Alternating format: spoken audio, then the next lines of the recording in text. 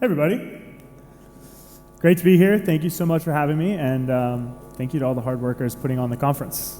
Like you said, I am Emerson. I also go by Mo. I'm a principal at Gradient Ventures, which is Google's early stage AI fund.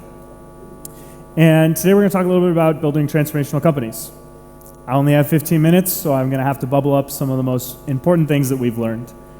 They're quite applicable to all of the AI startups that are being built, and really anything, because at the end of the day, building a business is about solving a problem.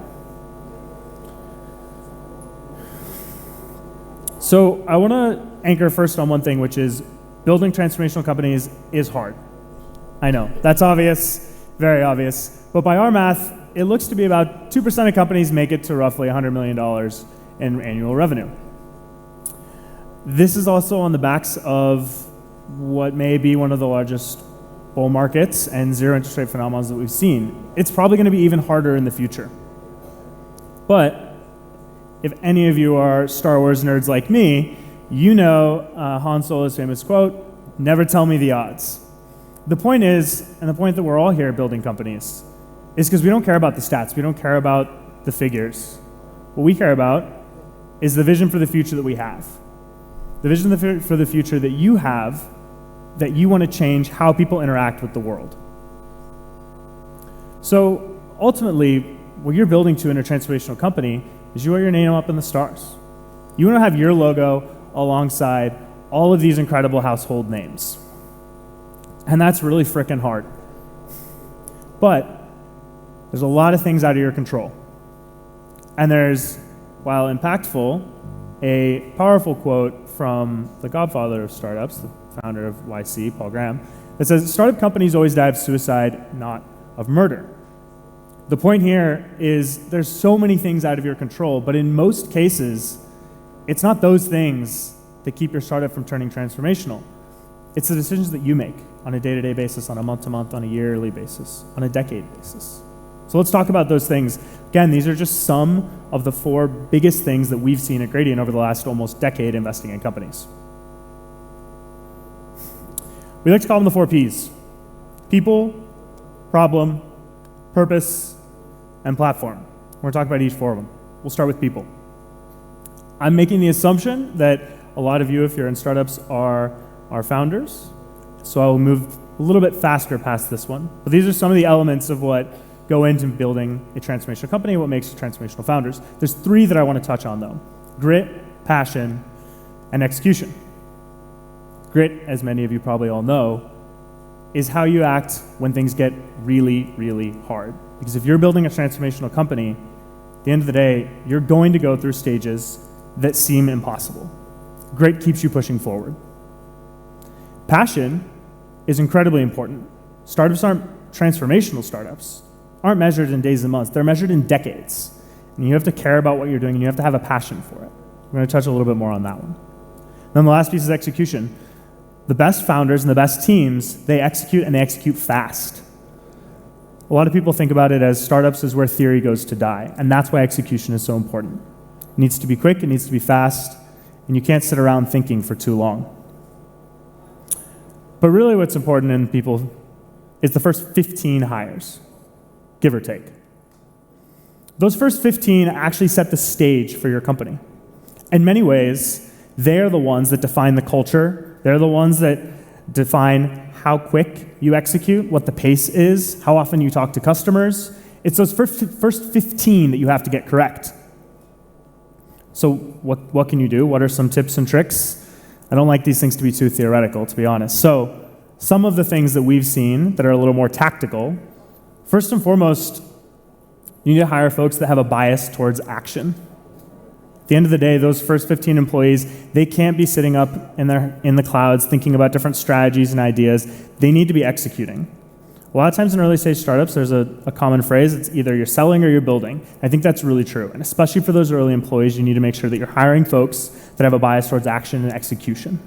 Secondarily, hire people that you're going to learn from. You can't do everything. And if you're doing anything correctly, you're going to have to hire more people. So make sure you're filling in gaps, but make sure you're hiring people that you are going to learn from, that you want to learn from, because they're really good at their craft. Thirdly, hire folks that you want to work with, that appeal to the culture of the company that you want to build. And even so, try to hire folks that you actually think you could work under. If one day the roles reversed, how would you feel working under this person? It's not true for every role, but it's true for a lot of them. Moving along to problem. Look, picking the problem is one of the most important things for your company. Duh. But there's a few categories that kind of break it out into things. We think of it as three different things that really define that problem, right? It's size, severity, and existing solutions. When you think about size, everyone says, oh, startups need to be in a big market. Sure. But what transformational startups do very well is they tap into a really big market. And oftentimes that market may not look really, really big on day one. Sometimes it is, and that's okay. But other times maybe it doesn't. I think a great example here is something like AWS. When they started in the early 2000s, cloud was still a bit nascent. A lot of people were still questioning whether that was going to be the future. Obviously, we now know, looking back, that that was a complete ridiculous idea, that it wasn't going to be bigger, but hindsight is 2020. The idea there, though, is that it was big enough in the beginning, so moderate size, but it was growing really fast. And that's true also about the original Amazon concept. When Jeff Bezos was thinking about Amazon, he looked at the internet and it was growing thousands of % year over year. He said, I want to pick that problem set. I want to do internet. This touches on a little bit more into what we're going to talk about in Passion next. But picking something that is growing really fast or picking something that is already really large, of course, is critical. But what I would push you tactically to do as founders or as people who are thinking of starting companies is really be honest with yourselves. What does the market look like today and what does it look like in 10 years? Ignore some of the McKinsey big number studies. I used to work at McKinsey, so I think I can say that. But ignore the big number studies because yes, those numbers are important, but at the end of the day, also do the exercise of what would it look like if my product was being used by 10, 15% of the world? What does that actually mean? Is that possible? What would that look like? How big could that really get? Secondarily, we talk about severity. Transformational companies tap into pain, and they sell painkillers. They don't sell vitamins. Maybe early on, they think about some early things to get in front of companies, and those things kind of look like vitamins. But very, very quickly, they tap into what is the actual pain of the customer? How do we solve that? And so again, tactically, as founders and builders, what does that mean? It means be honest with what you're solving. Talk to your customers. They'll tell you what their problems are. But be very careful to understand what their problems are and the priority of those problems. Some things customers say, yes, this is a problem, but if it's not in the top 3 or 5, it's probably going to be really hard to sell it. So go, look at what you're solving, look at the pain points that you're solving, and rank order those after discussions with your customers. If you're not in the top 3 or 5, rethink a little bit about what you're building and why you're building it, and try to get in that top 3 or 5, because it's going to make sales way easier. And that's what transformational companies do. They quickly find, maybe it's not on day one, but very quickly they're able to iterate into what that painkiller is. The last thing we'll touch on briefly is existing solutions. What's important here is I'm a big believer that you need 10x better solutions. Similar to our laws of physics of an object in motion stays in motion, I think it's the same with consumers and businesses. At the end of the day, your solution can't be a little bit better. Even 3, 4x better isn't really going to cut it at scale. Now, when you first start, it doesn't have to be 10x better, but you quickly need to get to that.